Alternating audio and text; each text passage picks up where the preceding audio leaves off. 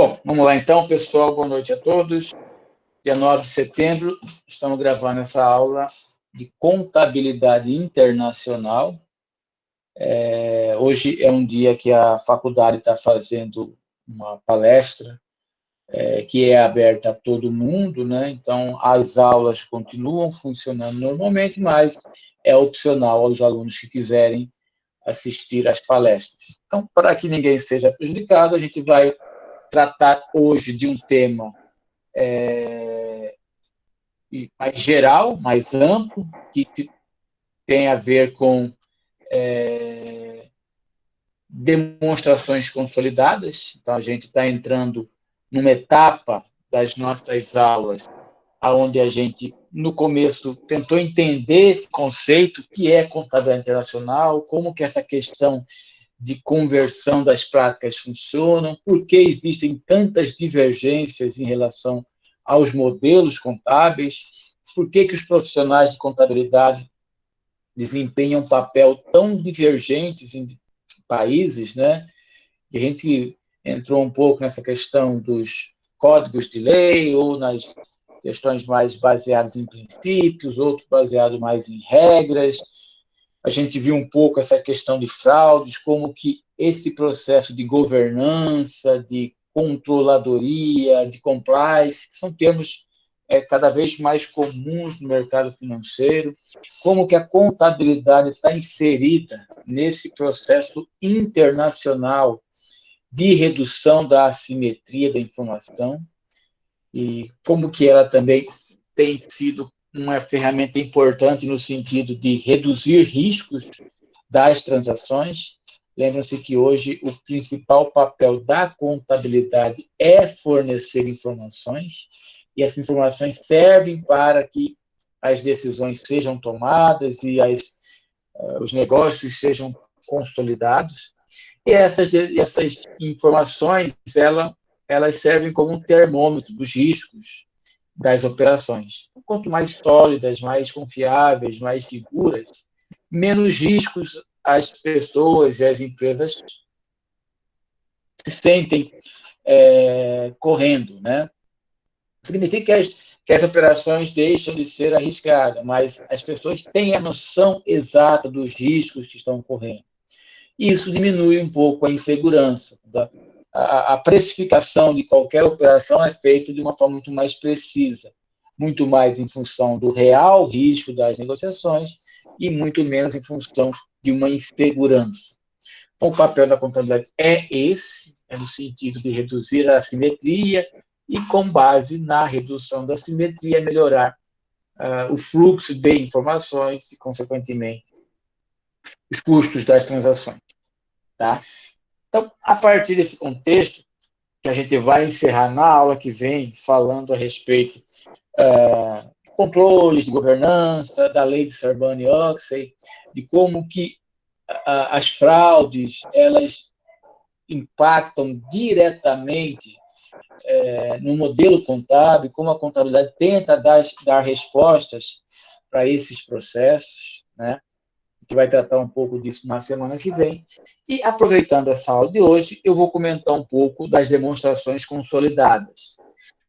Por que demonstrações consolidadas? Porque a consolidação das demonstrações contábeis, que está lá no CPC 36, ela depende muito dessa conversão e dessa padronização das normas e das práticas contábeis.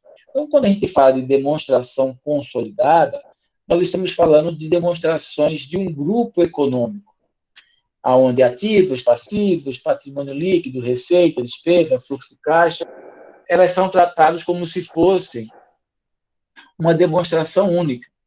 E aí isso impacta diretamente no modelo e nos países ou nas políticas que cada um desses países adota. Então, imagina que eu tenho que fazer uma consolidação de demonstração contábil de um grupo multinacional que tem empresas no Brasil, nos Estados Unidos, na Alemanha, na Itália, no Japão, nos Emirados Árabes. Imagina como que essa consolidação ela não é simples, ela é complexa por vários motivos. Um deles é a divergência das moedas, né? Como fazer essa conversão? Tudo é só simplesmente pegar a cotação de uma determinada data e converter? Você vai ver depois que não é isso. Além das moedas, como tratar os critérios de mensuração? Imagina que eu tenho num país um critério de mensuração que num outro país ela tem uma outra forma de avaliação. Como consolidar isso? Então, é um pouco disso que as demonstrações contábeis consolidadas precisam enfrentar. Não é algo muito simples, na verdade, isso é bem complexo, isso acaba sendo oneroso, e essa necessidade de consolidar essas demonstrações foi uma das causas importantes que levaram a esse movimento de padronização das normas internacionais. A ideia é tentar buscar um modelo mais próximo entre os países, né? Já sabe que a harmonização das normas internacionais não significa dizer que as normas vão ser iguais em todos os países, isso não é possível, até porque, como eu disse nas aulas anteriores, as normas contábeis elas não representam informações isoladas do contexto dos países. Tem países com regimes políticos, regimes econômicos, formas de governo, que as leis internas são refletidas nesses modelos. Então, eu não posso pegar um país com uma economia fechada, com um regime totalitário, como, por exemplo, a China, e querer ter a mesma prática, as mesmas regras de governanças que um país como os Estados Unidos tem, por exemplo. São realidades distintas e essas realidades, com mais ou menos divergências ao redor do mundo todo, acabam fazendo que uma regra comum para as normas contábeis no mundo todo seja inviável. Então, a ideia é harmonizar. Então, no Brasil foi criado o grupo, né, que é o CPC, um Comitê de Pronunciamentos Contábeis, que envolve órgãos distintos, né, de faculdades, de órgãos de controle, como, por exemplo, o CVM, o IBRACON, membros do Ministério da Fazenda e assim por diante. E esse pessoal, eles têm como papel fazer uma adoção, uma aplicação, pegar uma norma internacional, identificar o sentido daquela norma, identificar os princípios, as práticas, os modelos de mensuração e adotar de acordo com as normas internacionais. Então, vai ser comum nesse processo de conversão. Você pega o IAS, que é a norma original lá do IASB, e você vai ver que ela nem sempre ela é idêntica ou nem mesmo, às vezes, muito semelhante à resultante do CPC. Por quê? Porque no Brasil, eventualmente, né, pode ter regras locais que impedem a adoção de algumas dessas práticas. Um exemplo que eu posso dar para vocês é a questão da reavaliação de ativos. Então, lá nas normas internacionais é permitida a reavaliação de ativos, aqui no Brasil você não pode reavaliar ativos, a não ser que seja para reduzir o valor na contabilidade. Então, esse processo de consolidação, ela foca principalmente no conceito de grupo econômico, e esse conceito de grupo econômico é importante a gente reforçar o significado, porque ele vem ganhando importância, tanto do ponto de vista contábil, societário, quanto do ponto de vista fiscal. A Receita Federal já tem atuado no sentido de buscar analisar as empresas não individualmente, mas do ponto de vista de grupo econômico. o processo de recuperação judicial, que é um processo que vem crescendo muito no Brasil, que tenta buscar recuperar empresas em situação de insolvência ou em situação pré-falimentar, também adota esse conceito de grupo econômico. Então, é um termo que a gente precisa estar ciente do significado, porque a sua adoção ela é comum em diversos segmentos que envolvem o profissional de contabilidade. Então, eu trouxe aqui uma definição, né? Porque grupo econômico tem que ser formado por pelo menos duas empresas. Então, normalmente são mais de duas empresas, e que são empresas com personalidades jurídicas divergentes. Então, o grupo econômico, de acordo com o advogado Gustavo Felipe, pode ser dividido em duas formas. Quando as empresas estão sob direção, controle ou administração de outra empresa, então eu tenho uma empresa que tem o controle ou que domina a gestão de outra empresa, ou quando cada uma das empresas tem autonomias, individualmente falando, né, mas elas possuem algum interesse comum.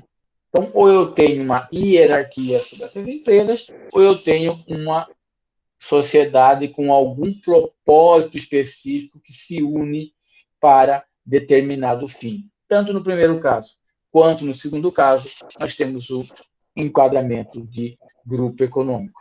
Então, como consequência da existência de um grupo econômico, é que as empresas elas são solidariamente responsáveis pelas obrigações decorrentes de tal relação. Então, tanto do ponto de vista trabalhista, quanto do ponto de vista de obrigações fiscais, cíveis, sempre há uma solidariedade entre esses grupos. Por isso que eu disse que, tanto do ponto de vista societário, às vezes do ponto de vista tributário, e às vezes do ponto de vista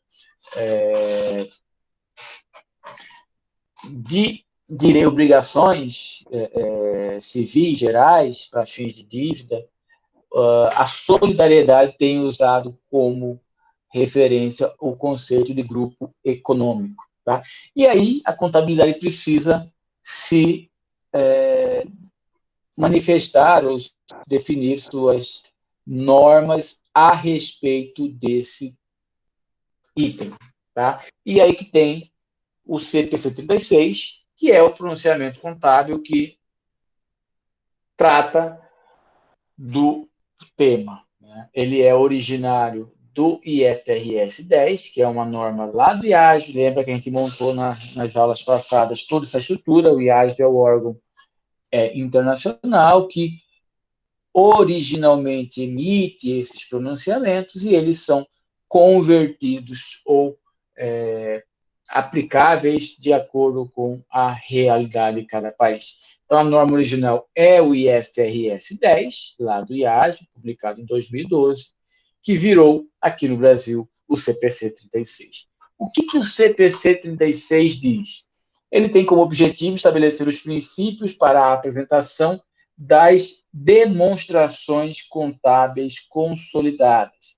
Então, são essas demonstrações contábeis consolidadas que vão ser tratadas nesse pronunciamento. Então, para que esse pronunciamento seja execuível, né, que se enquadre, é preciso haver o conceito de entidade controladora, ou seja, aquela que detém o controle de uma outra empresa, e entidade controlada. A gente vai ver mais para frente que esse pronunciamento define o conceito de controladora e controlado. Nós temos isso também lá no CPC 18, que trata de investimentos em empresas coligadas, controladas e operações em conjuntos, né? Ele define também como o que consolidar, quando consolidar. Nem sempre empresas que têm relações exigem a consolidação das suas demonstrações. Você vai falar um pouco dos requisitos para essa consolidação e quais são as exceções que a norma trata.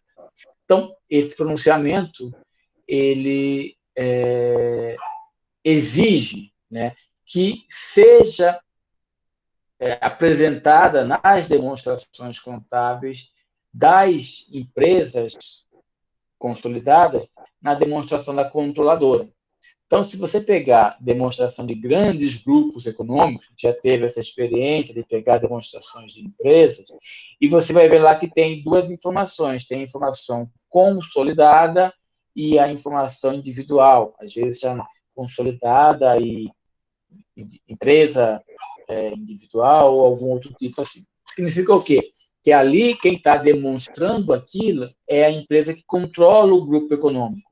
Aquela empresa tem a informação dela, como empresa individual, e tem a informação do grupo econômico, que é obtida através da consolidação das demonstrações de várias empresas, né?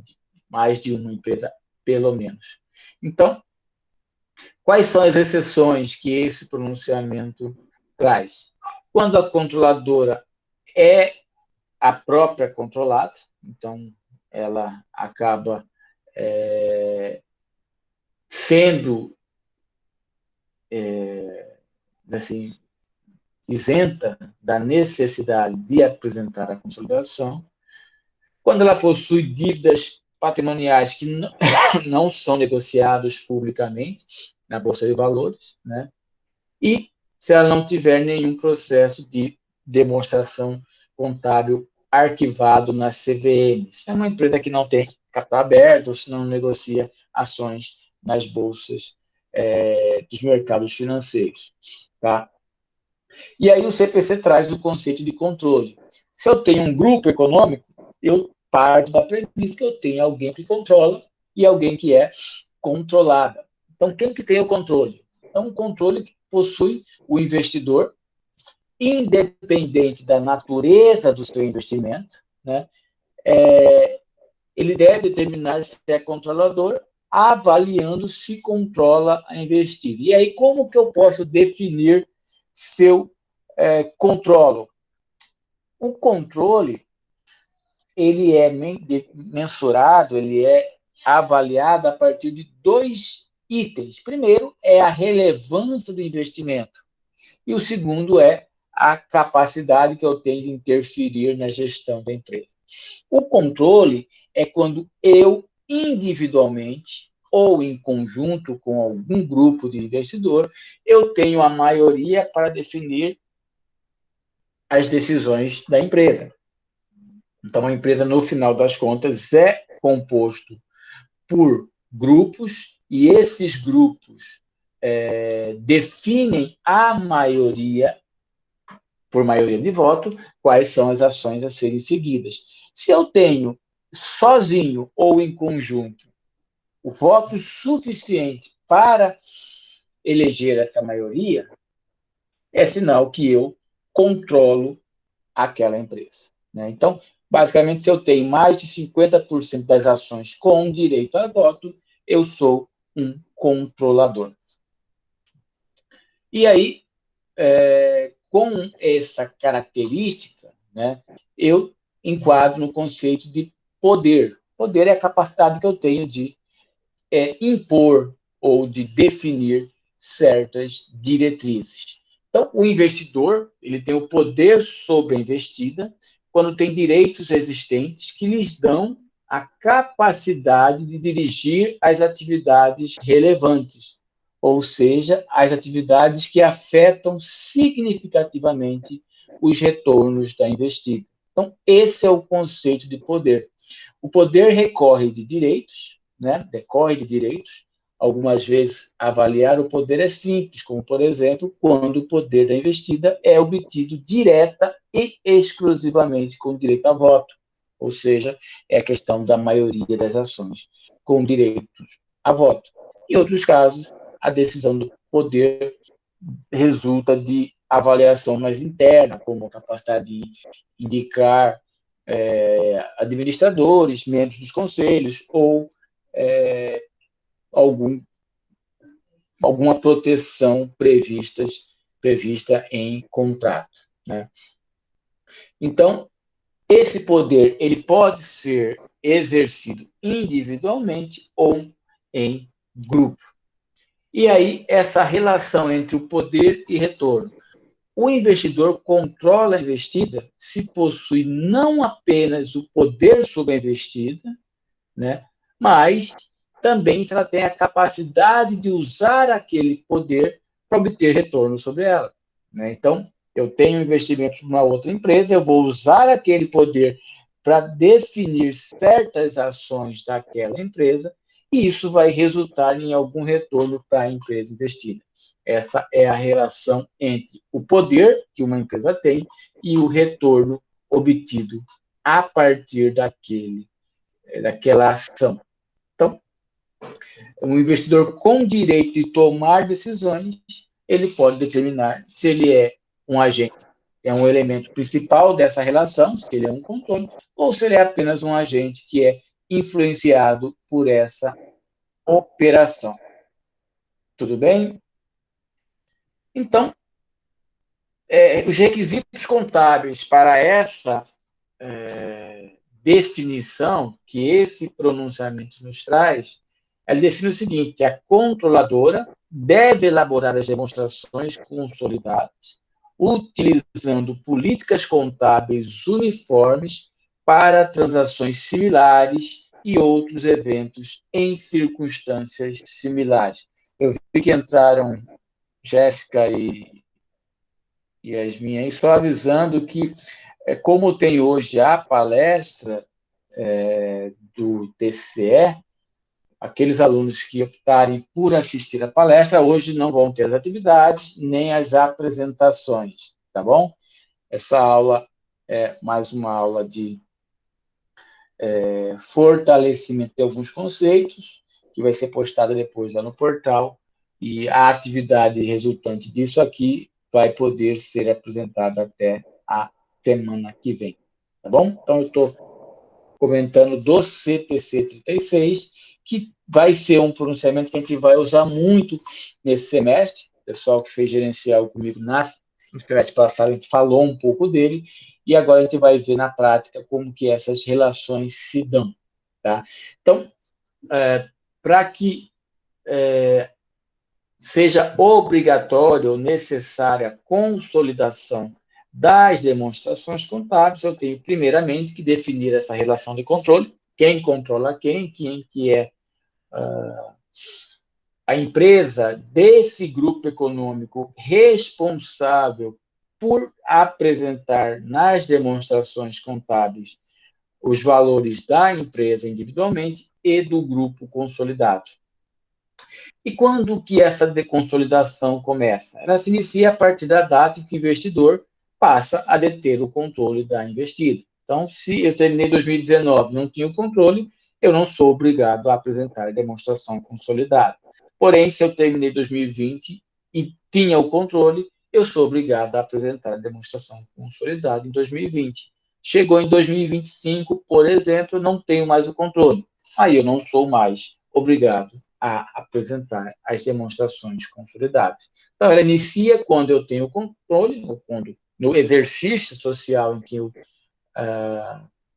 obtenho o controle daquele grupo econômico, e cessa quando a empresa não mais tem esse controle.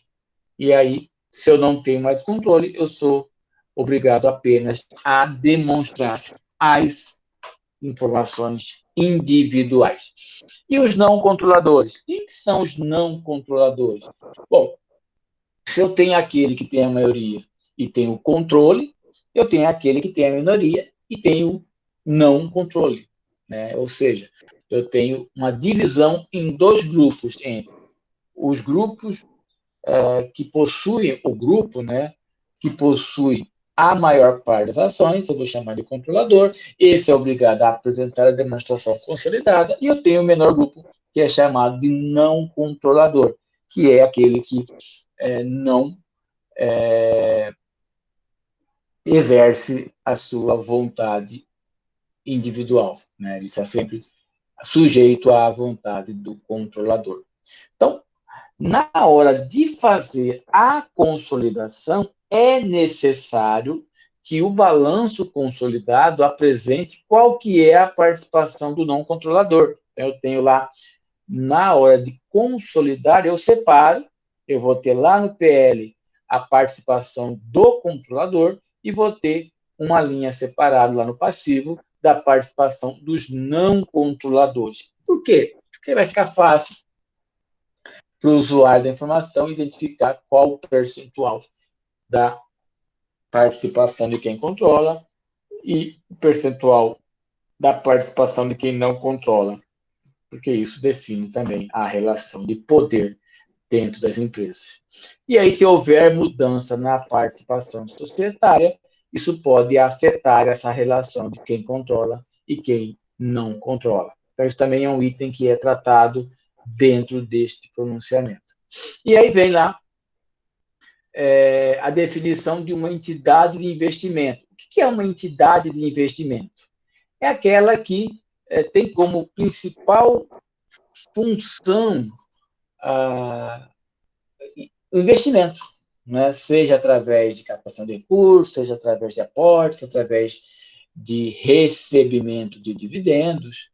Ele não tem propriamente uma atividade operacional, né? Então, uma empresa de construção civil, a atividade operacional dela é fazer construção.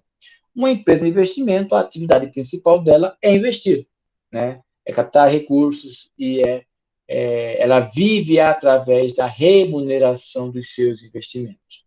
Então, a controladora ela deve verificar se ela atende a essa definição de entidade de investimentos.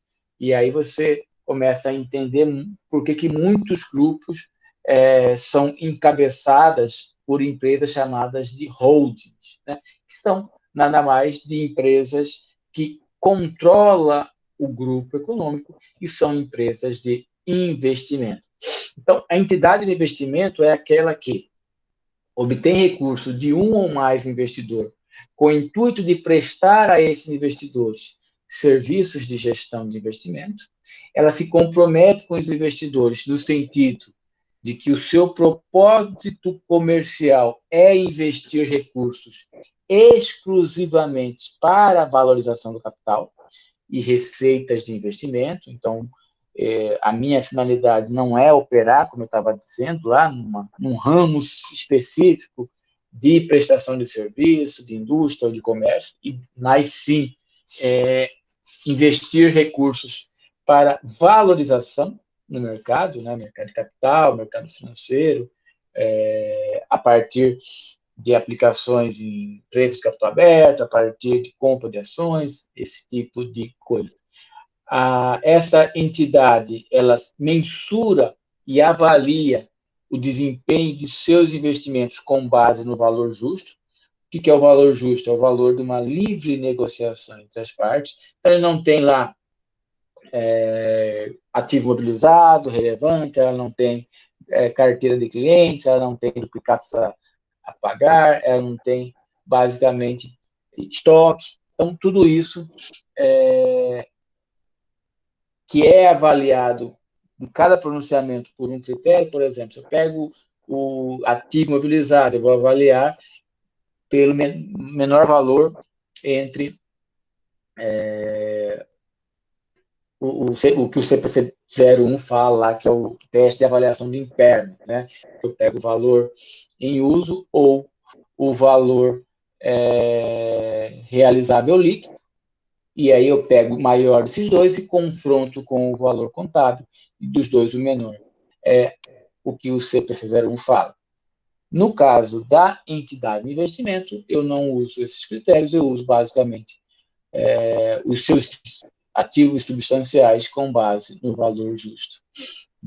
Então, a definição desse tipo de empresa, esse tipo de investimento vai definir se a empresa possui mais de um investidor, se ela possui mais de um investimento, se as empresas possuem relações de operações entre si, que são as chamadas partes relacionadas, e se elas possuem participações patrimoniais societárias entre si. E aí, no artigo 116, a gente vê lá que o controlador, né, seja pessoa física ou pessoa jurídica, ou o grupo de pessoas vinculadas por acordo de voto, então o controlador pode ser individual, ele tem a maioria, ou através de um acordo de acionista, você detém a maioria, né, e você assume o controle comum. E aí você tem como usar o poder para definir as ações da empresa e orientar o seu funcionamento. E aí você consegue direcionar as deliberações das assembleias de acionistas, né? E aí você é controlador quando você possui mais de 50% do capital votante da sociedade, tá? Isso é uma regra. Como que se caracteriza esse controle? Quando eu tenho o poder sobre a investida, então eu tenho a capacidade para dirigir as atividades relevantes da investida. Quando eu estou exposto, né, ou exposto, ou seja, eu tenho os riscos e benefícios decorrentes dos retornos das operações que aquela investida está sujeita, né? Então, uma dessas formas de mensurar esse retorno é quando eu avalio o meu investimento pelo MEP, que é o método de equivalência patrimonial, que está lá no CPC 18, ou seja, qualquer reflexo na investida vai gerar reflexo na empresa investidora, na controladora. Quando eu tenho a capacidade de usar o poder que eu tenho sobre a investida para afetar o valor dos seus retornos, então eu uso a minha influência para direcionar o retorno das operações da investida. Isso é uma relação de poder-retorno, né? Esse já comentou lá no começo, só para reforçar que está tanto na Lei 6.404 quanto no CPC 36. E aí, quais que são os direitos que são que o investidor tem sobre a investida? Então, ele tem direito na forma de voto, né, que são chamados votos, as ações ordinárias, que são as ações com direito a voto, o direito de nomear, realocar ou destituir membros do pessoal-chave da administração. Então, o investidor tem esse poder, né? Eu posso nomear, destituir, realocar, ou seja, uma relação de controle, né? De poder mesmo, eu controlo, eu coloco quem eu quero lá e eu tenho essa capacidade, afinal de contas, o dinheiro que está lá, a maior parte é do controlador, e a partir dessa nomeação, ele consegue influenciar ou interferir nas ações dessas empresas. Ele tem também o direito de nomear, além dos administradores, os outros cargos de gestão, seja operacional, seja administrativo, seja em outra área de atuação. Ele pode realizar transações ou vetar essas transações. Então, ele tem esse poder. Geralmente ele está via conselho de administração. A gente viu na aula passada que uma das práticas da governança corporativa é você definir e limitar poderes de atuação, seja dos executivos, seja dos administradores, seja dos conselheiros. A instância máxima de definição de regras nas empresas está no conselho de administração. Os grandes grupos econômicos, os presidentes do conselho de administração são geralmente os donos do empreendimento, né, ou os acionistas majoritários, porque é lá no conselho de administração que você toma essas decisões, define as diretrizes, define as metas e os objetivos, nomeia administrador, nomeia pessoas para cargos chaves das empresas. E isso, é óbvio, tem influência direta do controlador. E na hora de então, até aí nós estamos tentando entender como que eu defino quem que vai controlar. Então, está claro que quem vai controlar não, quem vai consolidar.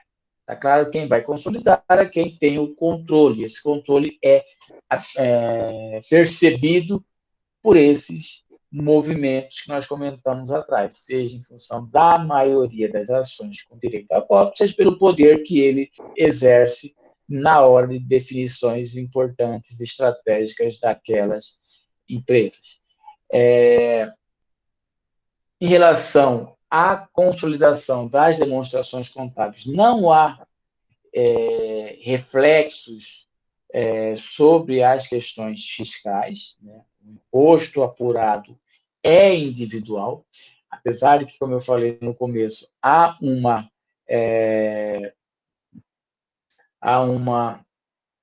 tendência de que a Receita analise as empresas a partir de grupos, do conceito de grupo econômico, né? Mas isso é muito mais do ponto de vista de auditoria, da análise, identificação de possíveis fraudes, simulações, etc. e tal. Mas o lucro apurado por cada empresa é individual, portanto, a responsabilidade pela obrigação tributária também é individual. Não pode haver compensação entre elas, né? Eu tive lucro aqui, eu tive prejuízo aqui, eu abato e tributo o líquido, não. E os dividendos são calculados sobre o lucro de cada empresa e não sobre o lucro consolidado. Isso são os itens que não são efetivamente afetados, né, pela consolidação. A consolidação é muito mais uma forma de você apresentar as demonstrações contábeis sob a ótica de um grupo econômico. Né? Para quê? Para apurar capacidade financeira, capacidade de rentabilidade, capacidade de endividamento e outros itens relevantes do ponto de vista de análise e de gestão das empresas. Então, essas consolidações, elas visam deixar exposto de uma forma mais clara e mais transparente as relações entre o crédito e a lucratividade do investimento. Então, lá você vai poder buscar, que nem eu falei, a apuração de índices, seja de liquidez, de endividamento, de rentabilidade, a capacidade de geração de recursos, do ponto de vista de grupo econômico. Porque, no final das contas, o potencial econômico daquela empresa, ela não está representada individualmente por aquela empresa, mas sim pelo grupo econômico que aquela empresa controla. Então, a ideia é essa, é mostrar que aquela empresa que está demonstrando aquela publicação, aquela demonstração contábil, ela tem os seus ativos, passivos e receitas, despesas individuais, mas ela tem também um controle sobre uma massa que não é diretamente dela, mas que ela exerce influência e ela tem poder de gestão sobre ela. Então, essas demonstrações contábeis possibilitam algumas informações bastante interessantes do ponto de vista administrativo e gerencial. Tentem ligar essas informações com todo o fluxo de informação que a gente comentou nas aulas passadas, do ponto de vista de governança, do ponto de vista de controle interno, do ponto de vista de mercados internacionais, trocas voluntárias e consolidações a partir de empresas localizadas em países diferentes. Essas análises nem sempre são fáceis. Com a demonstração consolidada, eu tenho a capacidade de ter, primeiro, uma melhor administração e gerenciamento dos recursos gerados e aplicados por essas empresas, né? Eu consigo identificar o meu fluxo de caixa global, não só daquela empresa, mas do grupo econômico como um todo. Eu consigo avaliar a necessidade de recursos, seja de terceiros, seja próprios, oriundos dos próprios acionistas. Eu consigo ter uma avaliação melhor do desempenho isolado e também global, né, ou seja, da empresa e do grupo econômico. Eu consigo ter melhores ferramentas de planejamento, sobretudo do ponto de vista tributário. Bom, o que nós temos aqui agora, pessoal, é uma das ferramentas usadas para a consolidação das demonstrações contábeis. Então, consolidar demonstração contábil não é basicamente somar os itens. Em algum momento pode ser resultante, né? O saldo consolidado pode ser resultante da soma pura e simples das demonstrações contábeis. Mas eles passam por um processo de consolidação. Então, consolidação não é sinônimo de soma dos ativos. Então, eu tenho aqui um elenco de contas, né? Um exemplo que é o nosso balanço patrimonial, as contas do ativo. Então, eu tenho ativo, ativo circulante, a mesma estrutura que nós estamos habituados a ver nas demonstrações contábeis. E aí eu tenho os saldos de cada empresa individualmente. E aí eu tenho a controladora, que é a empresa que detém o controle e a maior participação acionária sobre essas outras empresas, e eu tenho as controladas. Eu tenho lá que, antes de efetuar a soma, eu faço um processo de eliminação e ajustes de consolidação. Como que funciona o processo de eliminação e ajustes dessa consolidação? Ela é basicamente a exclusão ou a eliminação de operações comuns entre as empresas. Imagina que em determinado período A comprou alguma coisa de B. Imagina que comprou a prazo. A tem uma obrigação com B.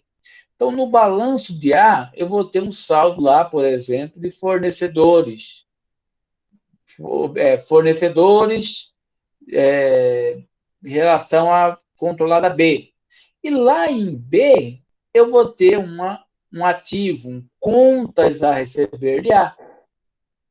Individualmente faz todo sentido eu ter essa obrigação, porque são empresas independentes, cada uma possui uma personalidade jurídica independente.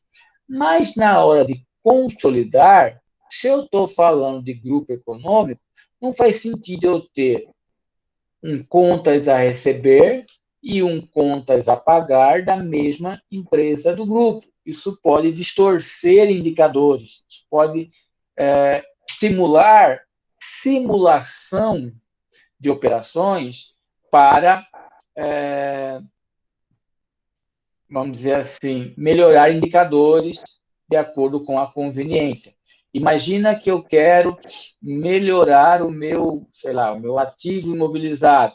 Eu vou lá e simulo uma venda de uma empresa para outra de algum ativo imobilizado no longo prazo. E depois seja um empréstimo, seja um leasing, seja o que quer que seja. Então, para evitar esse tipo de simulação, de repente eu quero simular alguma coisa que melhore o meu estoque, que melhore minha liquidez. Então, várias situações podem ser simuladas a partir de operações entre empresas, né? E aí, para que o consolidado não seja simulado, que não tenha reflexo de operações que não são reais, se faz essa eliminação. Então, na prática, a eliminação tem como finalidade excluir qualquer operação que resulte e que ainda reflita no balanço patrimonial das empresas, que resulte em transações entre as partes. Então, após essa eliminação, é que a gente vai fazer as consolidações. A gente vai ver esse processo de ajustes em basicamente todas as ferramentas, seja balanços, seja DRE, seja fluxo de caixa, seja DMPL, seja resultados abrangentes, seja valor adicionado.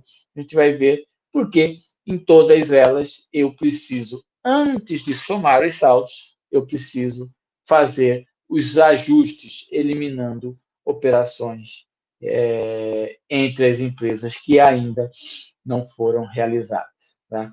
Quando eu falo realizados, é concluídas a partir de uma movimentação com empresas fora do grupo. Se eu vendo de A para B, do ponto de vista do grupo econômico, essa venda não existiu, porque continua dentro do grupo. Só que antes estava em A, agora passou a B. E se eu vendo de B para C? Da mesma forma, do ponto de vista do grupo econômico, continua dentro de uma empresa do grupo. Agora, se eu vendo de C para uma outra empresa fora do grupo, aí sim, aí esse ativo já não é mais um bem do grupo econômico e já é uma receita realizada. Tá? Então, essa é a ideia da consolidação.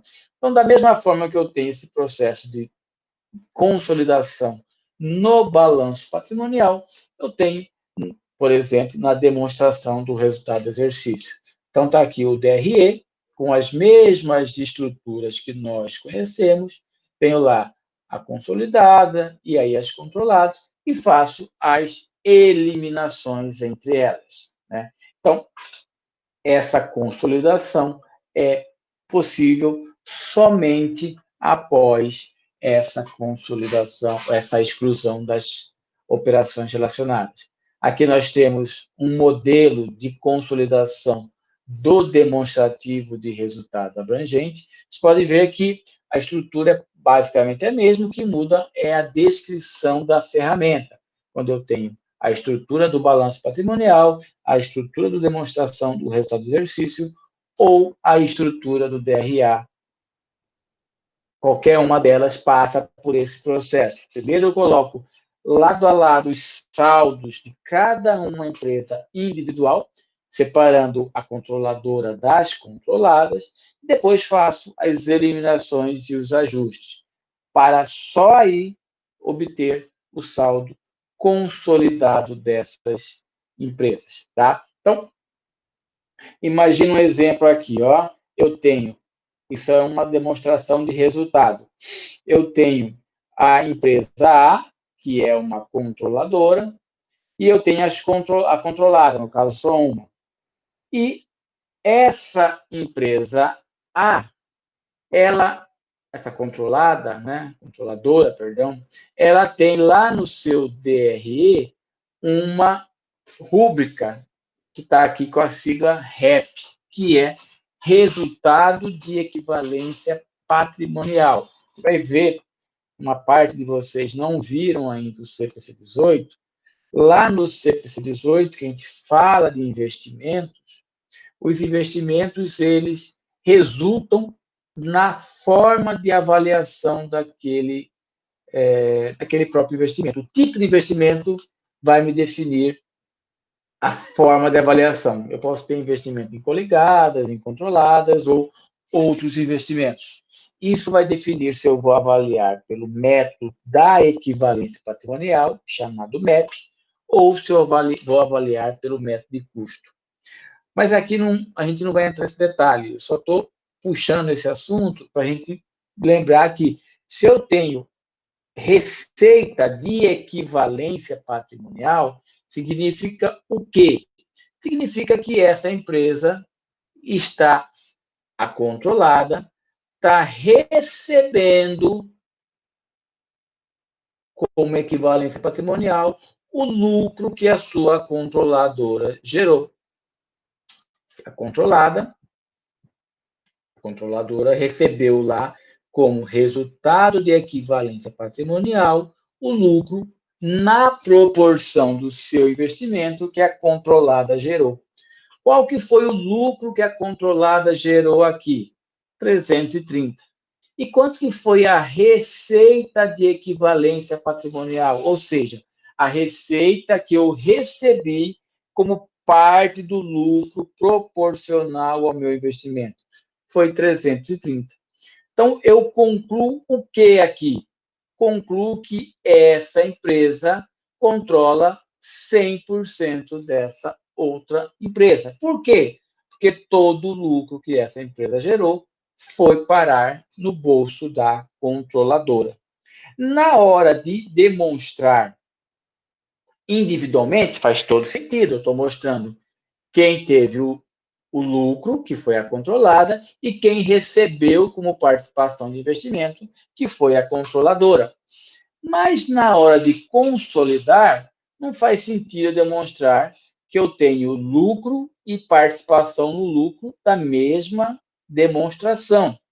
Ou seja, no consolidado, se eu colocar o lucro da controlada e a equivalência patrimonial da controladora, eu vou estar mostrando duas vezes o mesmo resultado, porque um foi o que a controlada gerou e outro foi o que a controladora recebeu em função da sua participação na controlada.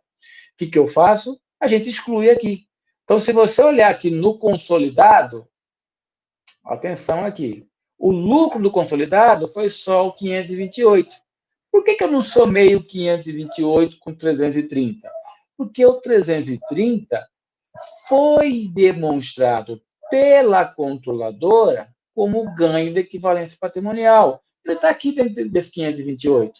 Se eu pegar o 528 e somar com 330, eu estou duplicando o mesmo evento na minha demonstração contábil. Isso eu elimino sempre 100% do resultado da controlada? Não. Eu elimino sempre o proporcional à participação da controladora. Nesse caso, eu eliminei 100%, porque a participação da controladora é 100%. Agora, imagina que, por exemplo, eu tivesse, sei lá, 60%. Eu ia trazer como equivalência patrimonial da controladora esse proporcional, 70%. E ia excluir na eliminação também esse mesmo proporcional de 70%. A mesma coisa eu posso demonstrar aqui no balanço patrimonial. Eu tenho lá a controladora e eu tenho a controlada.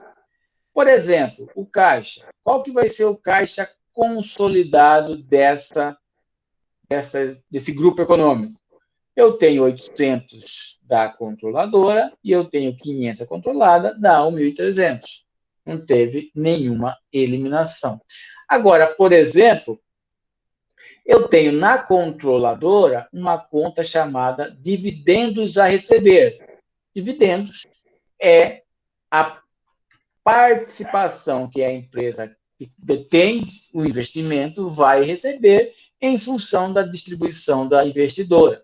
Então, eu estou falando que a controladora tem 83 para receber investimento, de dividendos. Se eu tenho para receber, a controlada tem a pagar. Então, não faria sentido, no consolidado, eu demonstrar que eu tenho a receber e a pagar para mim mesmo, né? Então, o que eu faço? Eu excluo. Eu excluo o que eu tenho a receber e excluo o que eu tenho a pagar. Em resumo, toda a operação entre as empresas do mesmo grupo, tudo que eu tenho de operação que envolve a controlada e a controladora, eu excluo para não duplicar na minha demonstração ou para não demonstrar que eu tenho um ativo e um passivo comigo mesmo, né? Isso não faz sentido, isso prejudica a qualidade da informação contábil. A mesma coisa em relação ao investimento. Se eu sou controladora, é porque eu tenho algum investimento na controlada. A controladora demonstra esse investimento lá no seu ativo não circulante, no subgrupo de investimentos, e a controlada demonstra essa participação de outras empresas no seu patrimônio líquido, que é o valor dos sócios. Como a gente já viu pelo DRE que essa controladora tem 100% dessa controlada, todo o saldo do PL da controlada representa o investimento da controladora. Então, eu tenho aqui que essa controladora detém 100% do investimento dessa controlada. O que eu faço? Eu elimino, né? Então, não faz sentido, na hora de consolidar, demonstrar que eu tenho investimento em mim mesmo, né? Essa é a ideia do consolidado. Observe que em algumas contas, a consolidação é pura e simplesmente a soma dos valores. Já no caso em que há operações entre as partes, a consolidação exige que eu elimine quando há operações que envolvam a controlada e a controladora. Você vai ver que isso pode ficar mais complexo quando envolver estoque, quando envolver ativo mobilizado, quando envolver ativos de informação. A gente vai começar a ver as ferramentas a partir das próximas aulas, né? Então, a gente primeiro vai entender essa consolidação e depois vai entender um pouco como funciona isso quando eu tenho empresas com moedas diferentes, né? Imagina a complexidade maior que a gente vai ter quando eu tiver que consolidar empresas com balanços publicados em moedas estrangeiras, por exemplo. Tem uma empresa no Brasil que controla uma empresa nos Estados Unidos. E aí eu preciso consolidar. Eu pego uma empresa em real e uma empresa em dólar e vou consolidar. Vai ter que fazer a conversão e tem uma série de regras que trata disso. Tudo bem, pessoal? Vocês que estão aí, se tiver alguma dúvida, algum ponto, a ideia mais aqui era a gente puxar esse assunto. O pessoal que fez gerencial o semestre passado comigo, a gente viu um pouco disso, também bem superficial, é mais nas questões conceituais, mas tem um pessoal que não fez essa disciplina no semestre passado, e eu achei interessante a gente fazer esse nivelamento, tá? Na próxima aula, a gente vai falar um pouco sobre continuar na verdade, né? Os temas que nós tratamos na aula passada, ficaram 3 grupos para apresentar. Um grupo vai falar sobre gestão de risco, outro grupo vai falar sobre a conversão das demonstrações contábeis, já pensando nesse processo de consolidação. Então, eu tenho que converter, quando eu falo converter, é mudar a moeda para a mesma base da moeda da controladora, né? Então, eu tenho que fazer uma conversão antes de consolidar. E o último grupo vai falar da lei de Sarbanes-Oxley, tá bom? Então, isso vai ser feito na semana que vem, na próxima aula, em função da palestra, em função da possibilidade que foi dado para que cada um escolhesse participar da palestra ou da aula. Eu não vou deixar nenhuma atividade e também não vou fazer presença, né? Mas essa aula vai ser postada, vai ficar gravada lá, e na semana que vem a gente vai continuar a partir desse tema, tá? Esse tema vai ser a conexão entre a teoria e a prática. Vai passar nas aulas que vem a consolidar essas demonstrações. Tudo bem, pessoal? Vocês que estão aí, algum ponto, algum questionamento? Se não tiver nenhuma dúvida, era isso que eu tinha preparado. Tá? Eu vou subir essa gravação lá no portal e a gente se vê na semana que vem, tá? Se alguém quiser entender um pouco mais, eu vou estar postando um artigo falando também desse processo de consolidação, e os grupos que ficaram de apresentar essa semana apresentarão na semana que vem. Tá bom? Então, era isso. Grande abraço, pessoal. Fiquem todos com Deus e até a próxima semana.